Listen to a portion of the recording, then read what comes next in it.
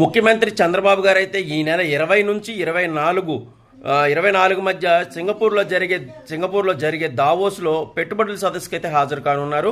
ముఖ్యంగా artificial intelligence థీమ్తో రాష్ట్రానికి పెట్టుబడులు తీసుకురావడానికి అయితే ఆయన ప్రయత్నం మొదలుపెట్టారు. దీంతో పాటు చంద్రబాబు గారితో పాటు లోకేష్ గారు అలాగే పరిశ్రమల శాఖ మంత్రి భరత్ గారు కూడా ఆయన వెంట వెళ్ళనున్నారు.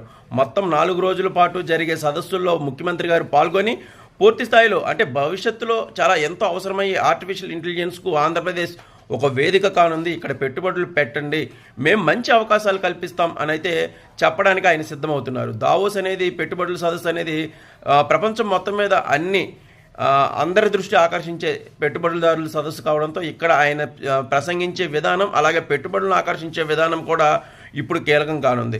రాష్ట్రానికి దావోస్ పెట్టుబడులు కనుక వస్తే మరో పురోగతి మారుతుంది అనేదైతే ఇప్పుడు అంచనా నెలకొంది.